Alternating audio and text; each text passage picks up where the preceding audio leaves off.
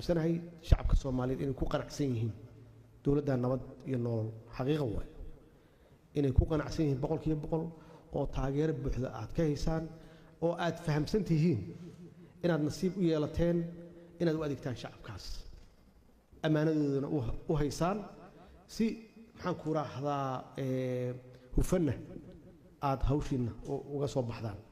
تاسنا هنتي وحنكو أمانة يا رئيس وزراء أو هنتي سو موجي leadership قلها دحديس موجي leadership محايا لي وحوي وحنكو يشين أنا يساق حقيقة أو مرخاتي كتير إن دل كان مدة دير بربورهي إن أنو استاجنو إذا كان قرب بيعو نقطتين أو رنتي وافلسين أو مرت أدي أدي نكون مع العلاية وح أنت أصدق أو أفرت توبتا عاد شكتين عن قدر الله عنك أو مهم أولي بوقت هذا عن كجرنو توبتا سياسة داري محدبت ومهم إن دل والب عن كل لنا هي سياسة عد خريجينك عن كل لنا هي أو هون في أفريقيا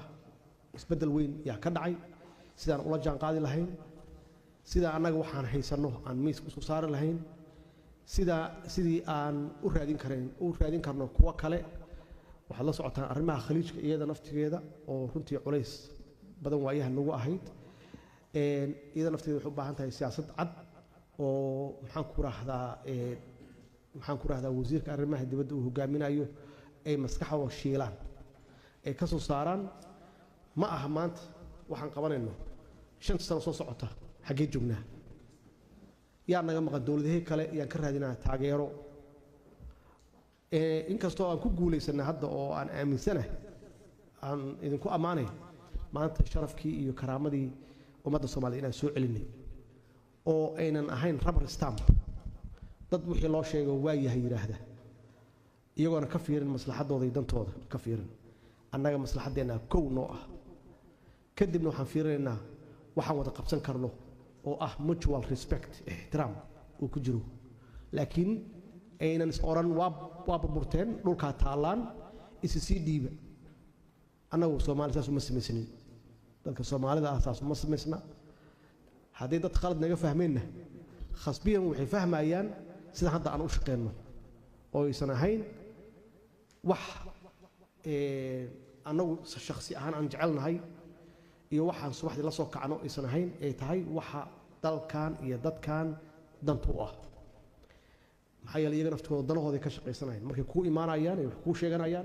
waxay ku sheeganayaan dalahooda marka haddaadan adiga danahaagi annagu maalayna ummadda Soomaaliyeed ee danaheena ka hadlin hadee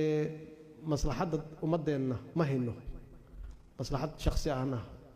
ma aaminsan qof halkan fadhiyo inuu aan isugu nimid waxaan isugu nimid ummadda inaga sugaysaa inaan maslaxadda guud aan uga shaqeyno ummadda Soomaaliyeed arinta ugu muhiimsan oo hadda laga hadlay oo qaybta ka ah arrimaha bulshada isxilqaan waa arin aad iyo aad u muhiimsan aad iyo aad muhiim u ah anagu dhaqaale ma hayno dawladaha qaniga ah oo dhaqaalaha haysta oo noo maxaan ku raahdaa garbaxayana ma hayno oo leh dalkan waa burburay hadhow 30 sano 20 sano wixii aad kala heli kartaan ama aad kala faa'iideysan kartaan hala gaar laakiin hadda hala dhiso ma hayno saas darteed annagana isku tushano weey marka haddaan dhaqaalaha lahayn dadkii waa haynaa man powerkii maxaan sameeynaa marka ma waxaan sugaynaa ilaa aan dhaqaale helno dhaqaaluhu wuxuu ku yimaadaa horta inaad kacdo aad shaqeyso oo waxa adiga aad haysto aad wax ka samayso horta iyo dhaqaalaha ku yimaada marka inaan xoogeena isticmaalno aqligeena isticmaalno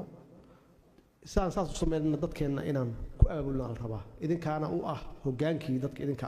idinka la rabaa iyo wasaaradihiina inaan ka bilowdaan shaqada